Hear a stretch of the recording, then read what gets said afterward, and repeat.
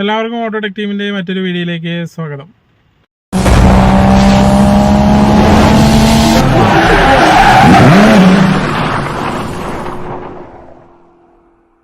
ഈ വീഡിയോയിലൂടെ നമ്മൾ ഇന്ന് നോക്കുന്നത് ഇൻവിക്ടോ വാഹനത്തിൻ്റെ പവർ വിൻഡോ എങ്ങനെയാണ് പ്രോഗ്രാം ചെയ്യുന്നതെന്നുള്ളതാണ്.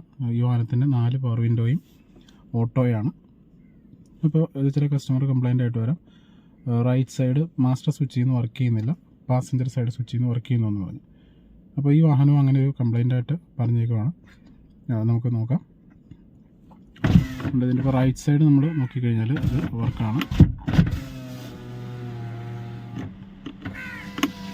നമ്മളിപ്പോൾ ലെഫ്റ്റ് സൈഡിലെ സ്വിച്ചിൽ നിൽക്കുമ്പോൾ ഒരു റെസ്പോണ്ടും ഇല്ല. പക്ഷേ നമ്മൾ ലെഫ്റ്റ് സൈഡ് സ്വിച്ചിൽ നിന്ന് വർക്ക് ചെയ്യിപ്പിച്ച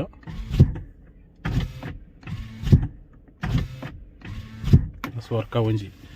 ഇനി ഇതെങ്ങനെയാണ് പ്രോഗ്രാം ചെയ്യുന്നത് നോക്കാം. നമ്മൾ ഇഗ്നിഷൻ ഓണാക്കിയിടുക.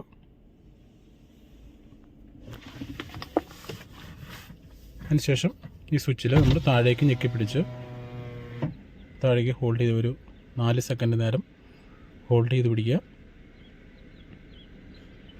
അതിനുശേഷം ഈ സ്വിച്ചിൽ തന്നെ മുകളിലേക്ക് പൊക്കി പിടിച്ച് മുകളിൽ വന്നതിന് ശേഷം സ്റ്റോപ്പായതിന് ശേഷം ഒരു 4 സെക്കൻഡ് നേരം ഹോൾഡ് ചെയ്ത് പിടിക്കുക.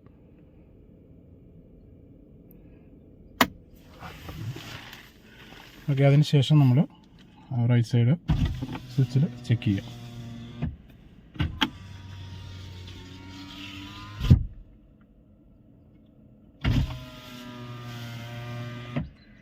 ഇപ്പോൾ നമുക്ക് റൈറ്റ് സൈഡിൽ നിന്ന് മാസ്റ്റർ സ്വിച്ചിൽ നിന്ന് തന്നെ നമുക്ക് പവർ വിൻഡോനെ ഓപ്പറേറ്റ് ചെയ്യാനായിട്ട് പറ്റും.